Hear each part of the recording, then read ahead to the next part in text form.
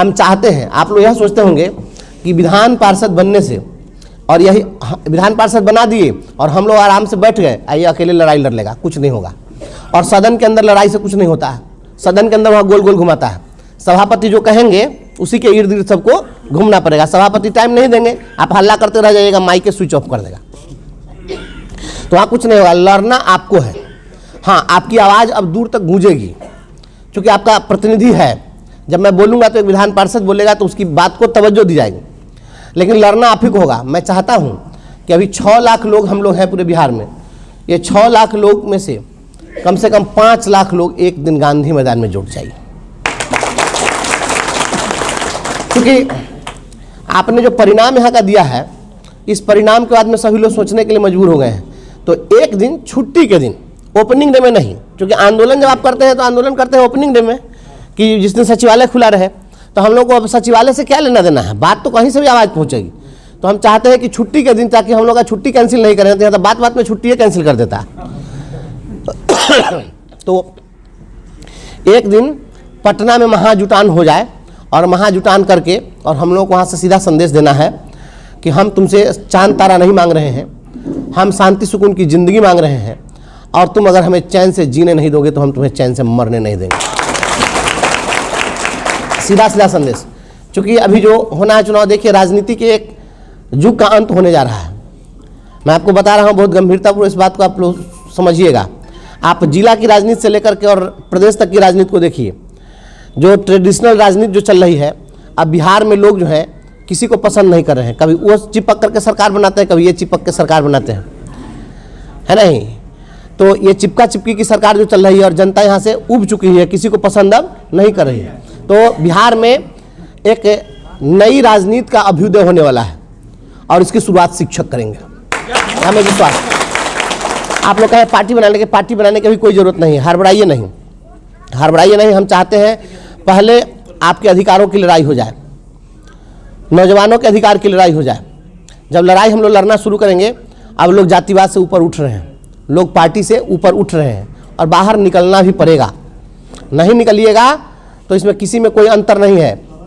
आप बताइए, शिक्षकों के लिए पहले जो लोग, यही अभी जो भारतीय जनता पार्टी की सरकार है, पटना में प्रदर्शन किया था कि शिक्षकों को स्थानांतरण का लाभ मिले, शिक्षकों को प्रमोशन मिले, शिक्षकों को राज्यकर्मी का दर्जा मिले, और उसमें भाजपा के एक कार्यकर्ता की मौत भी हुई थी ना। और लाठीचार्ज हुआ था, सो याद है कितना मार मारा था।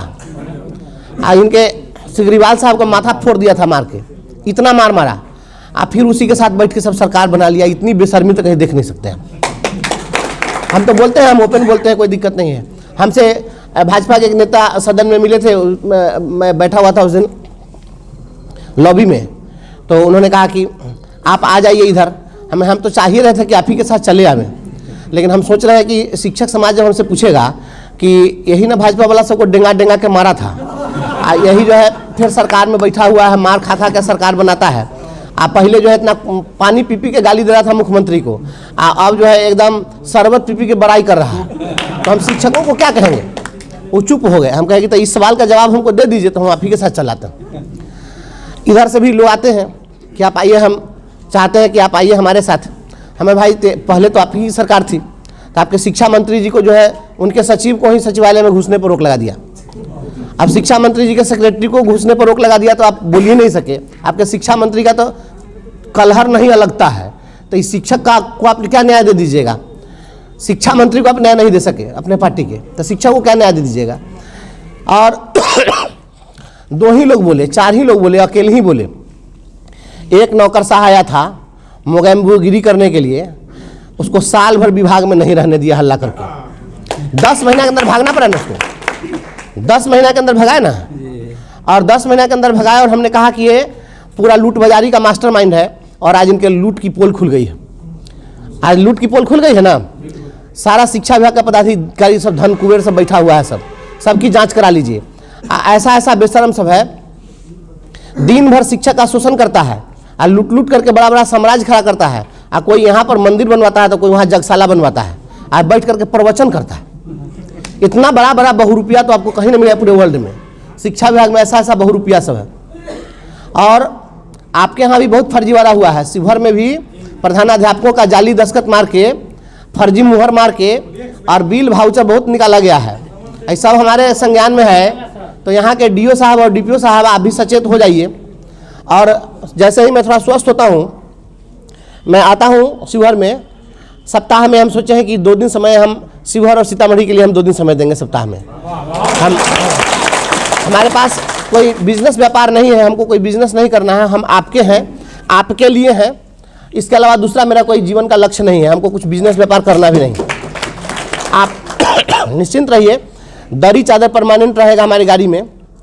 और जहाँ से आपकी समस्या शुरू होगी, मेरा धरना प्रदर्शन वहीं से स्टार्ट होगा।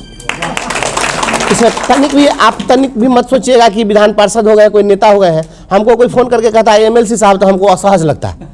आप लोगों से भी अनुरोध है कि आप लोग एमएलसी कह के संबोधित नहीं कीजिएगा। आपका ब्रजवासी भाई था, ब्रजवासी है, वही रहेगा। एमएलसी का पद आता जाता रहता है, उससे कोई फर्क नहीं पड़ता है।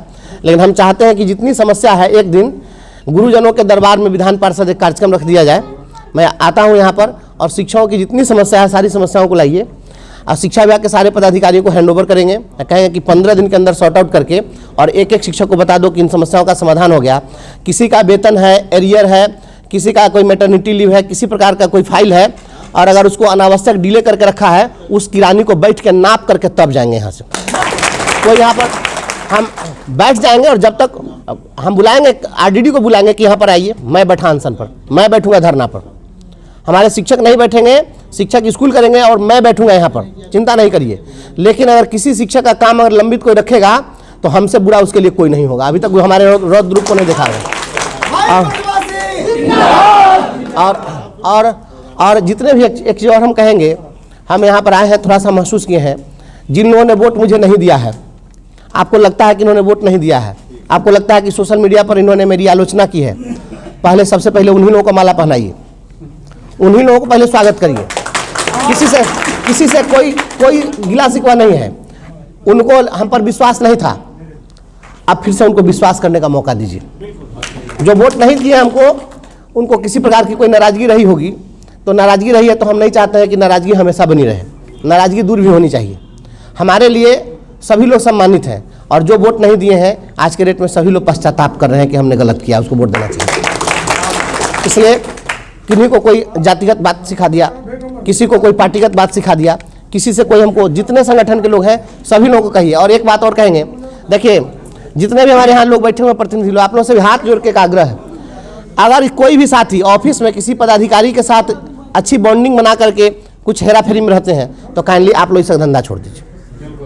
क्योंकि जब चलेगा कार्रवाई का दौर, और हम किसी चीज़ में जब स्टैंड करेंगे और उसमें अगर किसी शिक्षक का नाम आ गया कि ये इसमें संलिप्त थे, तो मुझे लगता है कि हमको इसके लिए गिलानी होगी उस समय। तो हमको शर्मिंदा नहीं होना पड़े, इसलिए इस सब चीज़ में नहीं रहिए। शिक्षक हैं, आपका सम्मान, खोया हुआ सम्मान वापस दिलाना है। आपका इशू है प्रमोशन का, कि हमको प्रमोशन मिल जाए। आपका इशू है हमको राजकर्मी का दर्जा मिल जाए। आपका इशू है पेंशन का, पेंशन की भी लड़ाई लड़नी है। और यह सारी लड़ाई पे प्रोटेक्शन की लड़ाई है। ये जो नव प्रशिक्षित हैं, उन लोगों के इंडेक्स लेवल का मामला है। जो भी समस्या है, हम सारी समस्याओं को देख रहे हैं। हम पहले भी कहे हैं, नौजवानों की लड़ाई लड़नी है। नौजवानों को इस देश के अंदर में जो अकुशल मजदूर हैं, जो पढ़े लिखे नहीं हैं, उन लोगों के लिए रोजगार गारंटी योजना है। लेकिन पढ़े लिखे लोगों के लिए यहाँ पर कोई योजना नहीं है। जो कुछ भी नहीं कर सकता है, कोई पढ़ा लिखा नहीं है, उसके लिए भी 100 दिन के रोजगार की गारंटी है। और जो बीए पास कर गया, उसके रोजगार की कोई गारंटी नहीं। तो इससे तो अच्छा है कि बिना पढ़ले रहे तो उसको रोजगार मिल जाए। इस देश के अंदर पढ़ने लिखने पर रोजगार नहीं मिलेगा, और अनपढ़ रहिएगा तो रोजगार मिलेगा। तो इससे अच्छा है कि अनपढ़े का मार रहा जाए। मैं सदन में सवाल पूछने जा रहा हूँ, इस सवाल को मैं उठाऊंगा कि अगर अनपढ़ लोगों के लिए, अकुशल मजदूरों के लिए रोजगार गारंटी है, तो यहाँ पर स्नातकों के लिए स्नातक रोजगार गारंटी योजना क्यों नहीं है? इस देश के अंदर में नौजवानों के लिए अगर आपने स्नातक की डिग्री दी है, तो उनके लिए स्नातक रोजगार गारंटी योजना लागू करिए। डिग्री दिया है तो रोजगार की गारंटी दो। इस पर हम लोग लड़ेंगे। आपके जो भी लोकल इशूज हैं, सभी इशूज पर हम लड़ेंगे। रसोईया के इशू पर भी लड़ेंगे। वित्त रहित गुरुजनों की, सोनीलाल भाई बोल रहे थे, वित्त रहित की समस्या उठा रहे थे। वित्त रहित जो भी अनुदानित विद्यालय हैं, महाविद्यालय हैं, उसकी समस्या पर भी हम लोग लाने जा रहे हैं। कई विधान पार्षदों से बात हुई, हम लोग ज्वाइंटली उस चीज़ को उठाएंगे सदन के अंदर में। सब्सक्राइब करें हमारा चैनल प्रकाश न्यूज़ लाइव और दबाए बेल आइकन हमारे खबर सबसे पहले देखने के लिए।